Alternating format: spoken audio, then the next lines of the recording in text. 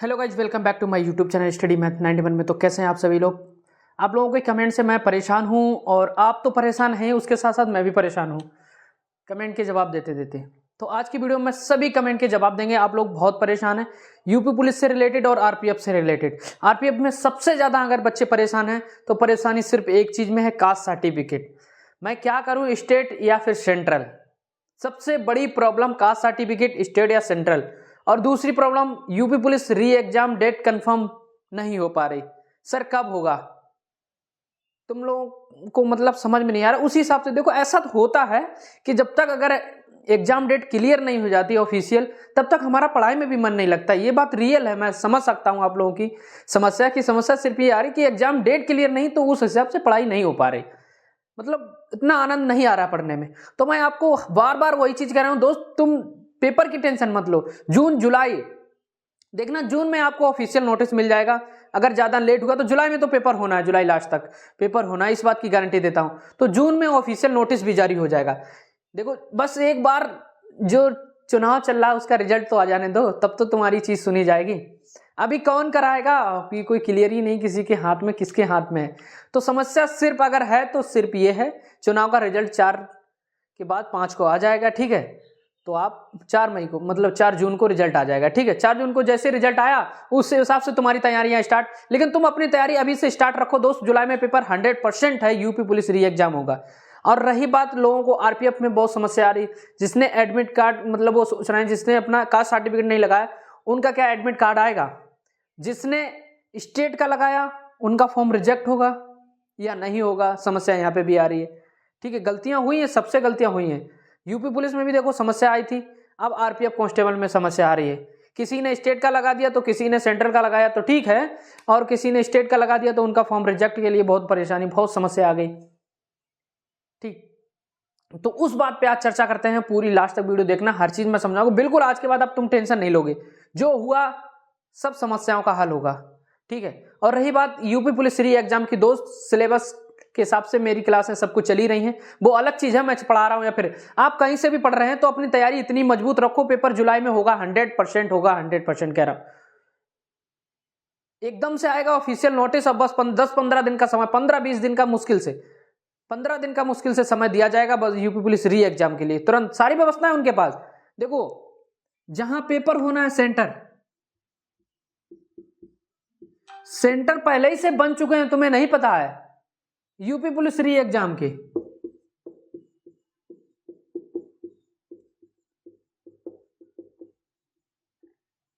UP police re exam के centre बन चुके हैं, लेकिन ऑफिशियल नोटिस आएगा तब तुम्हें पता लगेगा। लेकिन वो वहां काम जारी चल रहा है, वहां सब कुछ हो चुका है, सिर्फ आपको ऑफिशियल नोटिस देना है और बता देना है कि इतनी तारीख को एग्जाम आपका होना है, री एग्जाम। सब सारे सेंटर बन चुके हैं, सबके पास पहुंच चुके हैं। कुछ देखो, कुछ सेंटर जहां पे उन्होंने अपना नोटिस भेजा है, कुछ वायरल हो गए, वही हम लोगों ने देख लिए, आप लोगों को बता दिए। ये सब गुप्त चीजें चलती हैं, ये किसी को शेयर नहीं की जाती, किसी को बताई नहीं जाती। लेकिन कुछ चीजें हैं जो लीक हो जाती हैं, वो हमें पता लग जाती है। जो कुछ नोटिस लीक हुए वो हम लोगों को मई में, क्या ना उसमें अप्रैल में ही पता लग गया था। इस वक्त चुनाव का माहौल चल रहा है, वो अपना काम कर रहे हैं, और इधर चुनाव का माहौल चल रहा है, तो कोई चीजें लीक नहीं हो पा रही इस वक्त चुनाव की वजह से। तो भाई साहब सेंटर तो बन चुके हैं, इस बात की गारंटी है, 100% सेंटर तो बन चुके हैं। अब सेंटर जब बन चुके हैं तो छुट्टियां जून में ही है, छुट्टियां जून में ही है। बस एक बार एग्जाम, वो क्या ना उसका इलेक्शन का रिजल्ट आ गया, समझ लो तुम्हारा काम 100% शुरू। सरकार आपको मालूम है, सब कुछ मालूम, कैसा क्या होना है सब पता है आपको। तुम्हारा क्या होगा ये भी तो कभी सोचो।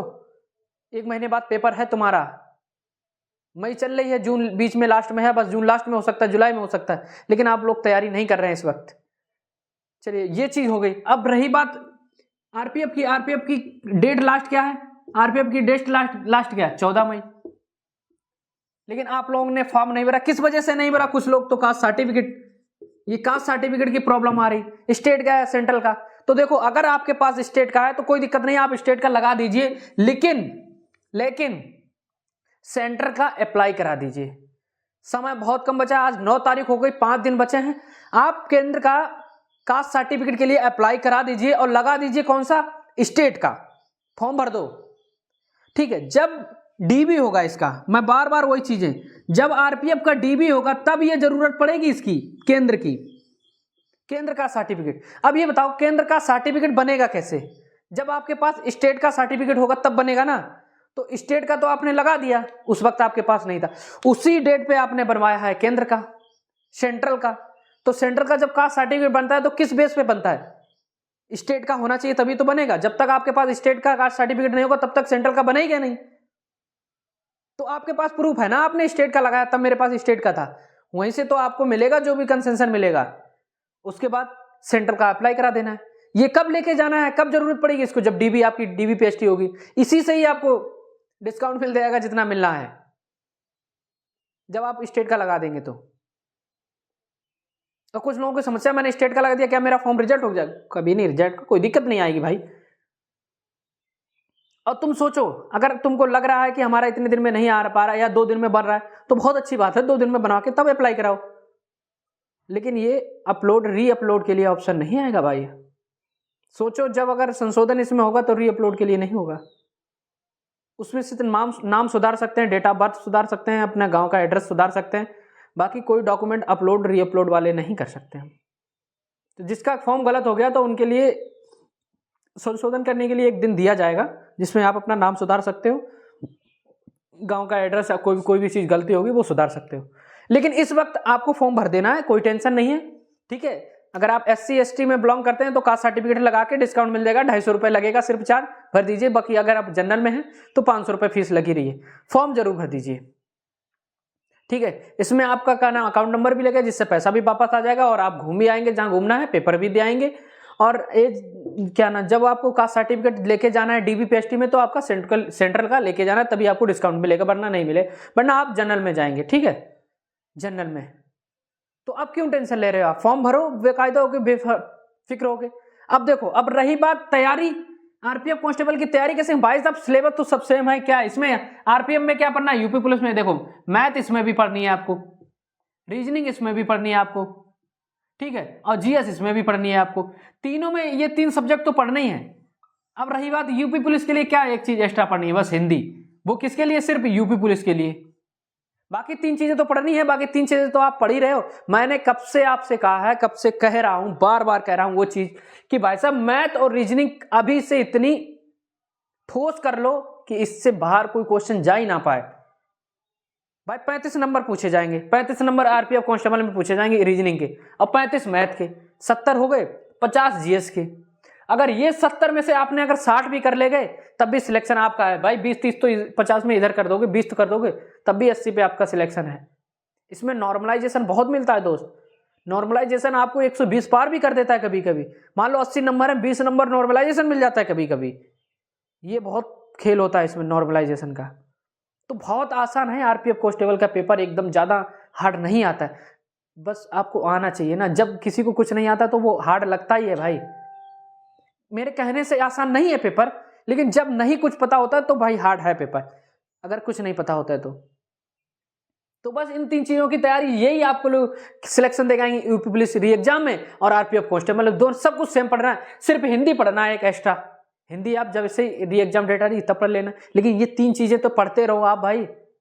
इसका भी पेपर जुलाई के आसपास, जुलाई अगस्त में हो जाएगा, 100% है आरपीएफ कांस्टेबल का भी।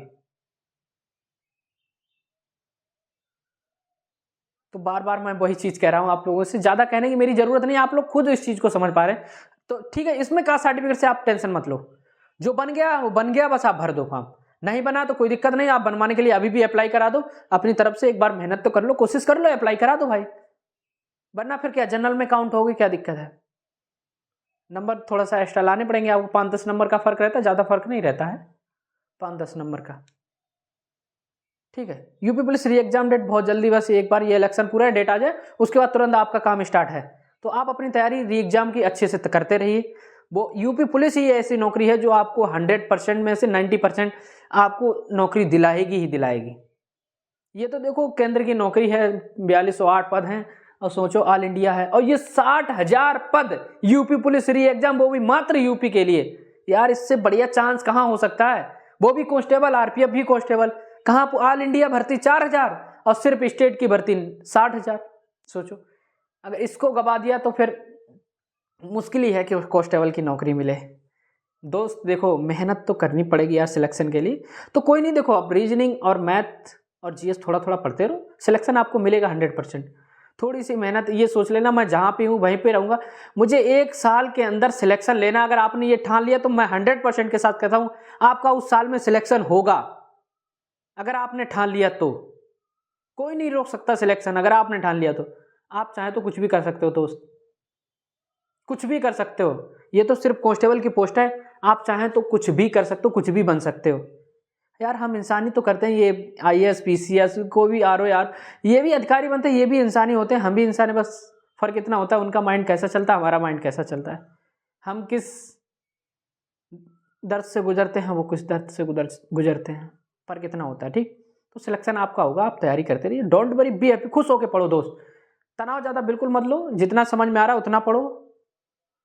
ठीक है, और भी कोई क्वेश्चन हो तो आप कमेंट में बता सकते हो, कोई भी दर्द, कोई भी दिक्कत, कोई भी प्रॉब्लम, दोस्त अपने भाई के नाते आप शेयर कर सकते हो अपनी प्रॉब्लम, मैं सोल्यूशन आपको बताऊंगा। आप कमेंट में बता सकते हो कि ये दिक्कत आ रही, ये समस्या आ रही, ये चीज़ नहीं समझ में आ रही, कैसे आएगी, किस टीचर से पढ़ूँ, किससे पढ़ूँ, हर चीज़ मैं बता दूंगा। आप कमेंट कर दीजिए, अगर कोई प्रॉब्लम हो तो सोल्यूशन आपको मेरे पास ज़रूर मिलेगा, टेंशन बिल्कुल मत लेना। किसी सब्जेक्ट में टेंशन आ रही कि ये हमें बिल्कुल ही नहीं समझ में आ रहा, तो वो भी मैं आपको अच्छे तरीके से समझा दूंगा, इस बात की गारंटी लेता हूँ।